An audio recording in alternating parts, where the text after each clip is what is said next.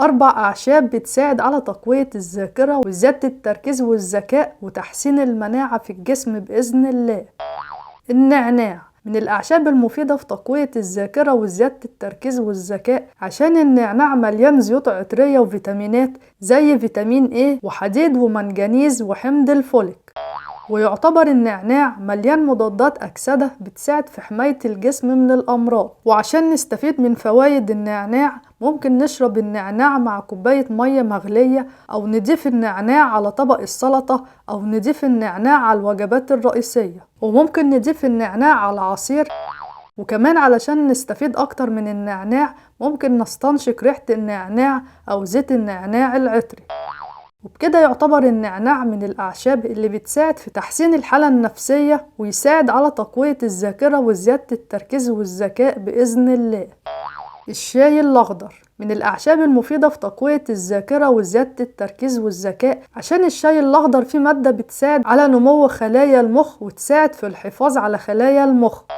ويعتبر الشاي الأخضر فيه مواد مضادة للأكسدة بتساعد في الوقاية من الالتهابات. وكمان عايزة أقول لكم إن الشاي الأخضر فيه الكافيين المنبه للمخ. ويعتبر الشاي الأخضر مليان من الفيتامينات اللي بيحتاجها المخ والجسم زي فيتامين B6 ونحاس وحديد ومغنيسيوم ومنجنيز وصوديوم وبوتاسيوم.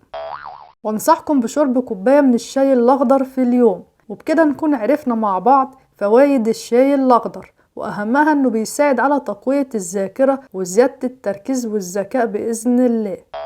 حبة البركة أو الحبة السوداء أو الكمون الأسود تعتبر من الأعشاب المهمة اللي بتساعد على تقوية الذاكرة وزيادة التركيز والذكاء، عشان بتحسن من وظائف المخ. عشان حبة البركة مليانة معادن كتير زي الحديد والزنك والنحاس والكالسيوم والفسفور والصوديوم والبوتاسيوم.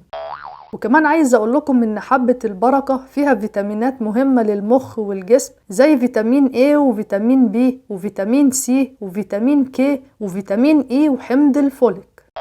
وتعتبر حبة البركة فيها عناصر غذائية مهمة للجسم زي الدهون والبروتينات والكربوهيدرات والألياف الغذائية.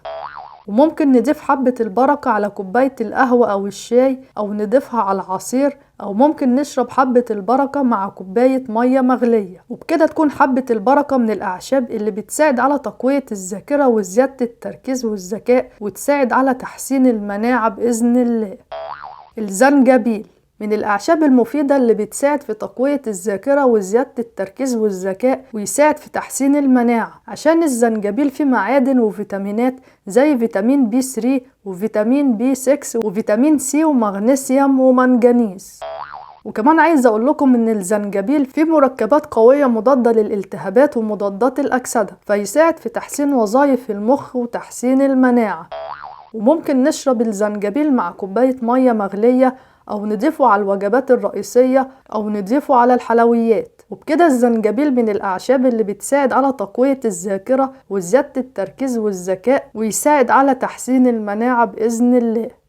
ولو عجبتكم الحلقة اعملوا لايك وشير للحلقة مع أصحابكم عشان يستفادوا، وما تنسوش تشتركوا في القناة وتفعلوا الجرس عشان يوصلكم كل جديد بإذن الله.